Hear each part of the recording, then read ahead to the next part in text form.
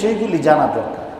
আমরা দেখেন উযু ভাঙ্গার কারণ জানি, অন্তত সবগুলি না জানলে এতটুকু তো জানে যে পেশাব পায়খানার রাস্তা দিয়া নাজাসাত নাপাক বের হইলে, চাইটা আপনার ড্রাই নাজাসাতই হোক অথবা আপনার পেশাব পায়খানাই হোক, যেটাই বেরিয়েছে উযু ভাঙ্গা থাকা, এটা তো অন্তত জানি।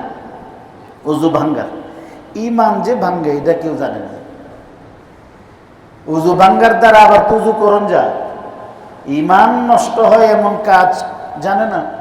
বিশেষ করে এখন যে এই ছেলেপেলেরা ফেসবুক চর্চা, ইউটিউবের মধ্যে বিভিন্ন কমেন্টস নামের এই বিষয়গুলির মধ্যে এরা যে কমেন্টস করতে গিয়ে এরা যে কি কাজ করতেছে, ভয় লাগে যে আলেমদের সম্পর্কে এমন সব মন্তব্য এরা করতেছে, অলরেডি করতেছে।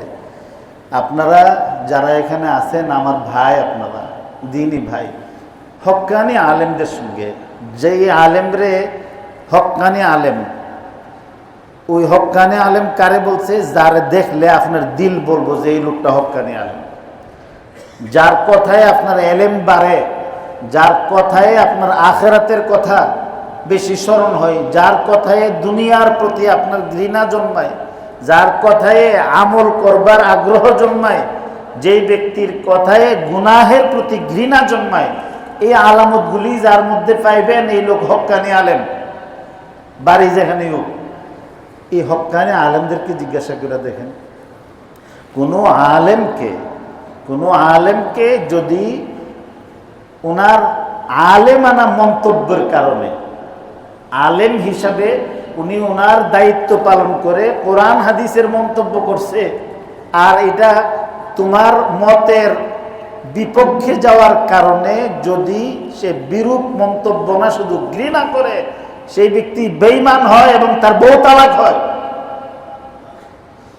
তো এই যে মন্তব্য করতেছে, এই মন্তব্য করার দ্বারাতে কত মানুষের ঈমান চলে যাইতেছে এবং বিবাহিত হওয়ার কারণে কত মানুষের সংসার নষ্ট হইতেছে।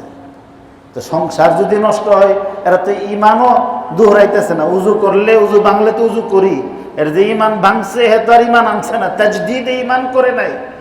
তাজদীদে ঈমান লাগে, তাজদীদে নিকাহ লাগে, বিয়াও দোহরাইছে না। তো বিয়া যখন দৌড়াইতো না, তো তার ঘরের মধ্যে পরবর্তীতে যে সন্তানগুলি আসবে, এই সন্তানগুলি জারজ সন্তান হবে। তো এই জাওরাগুলি যখন সমাজের মধ্যে আসবে, তো এই জাওরা সমাজের মধ্যে ঈমানের কথা ভালো লাগবে কোত্থেকে? এটা সেতের কথা না, এটা আপনাকে টার্গেট করে আপনাকে খোঁচা দেওয়া না, এটা আমরা কিন্তু অনেক বড় ভয়ের কাজ করতেছি। এই জন্যে যারা ওই যে ফেসবুক অ্যাক্টিভিস্ট আরও কি মন্তব্য করো, আল্লাহর রস্তে হিসাব করে জেনে বুঝে মন্তব্য করো।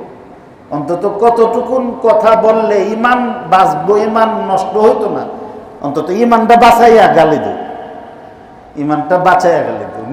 নিজের হিসাবটা আগে নিজে নাও। তোমার মরতে হইব, আমারও মরতে হইব। আমার মসজিদের মধ্যে দাঁড় করাই দিচ্ছ নামাজ পড়াই, বললে আমার কিছু কথা বলা দরকার, এই জন্যে এটা বলছি। এই জন্যে আল্লাহ রাসূল সাল্লাল্লাহু আলাইহি ওয়াসাল্লাম অন্য হাদিসে বলছেন, তলাবুল ইলমি ফারিদাতুন আলা কুল্লি মুসলিম, প্রত্যেক মুসলমানের উপর দরকার পরিমাণে ইলম শিক্ষা করা ফরজে আইন। আমরা এটার প্রতি গুরুত্ব দেই। আল্লাহ তাআলা আমাকে, আমাদের সব ভাইদেরকে, মুসল্লি ভাইদেরকে, এই বিশেষ করে বেবুঝ বাচ্চারা যারা এগুলি না বুঝে, আল্লাহ এদের সবাইকে বুঝবার আমল করবার তৌফিক দিন।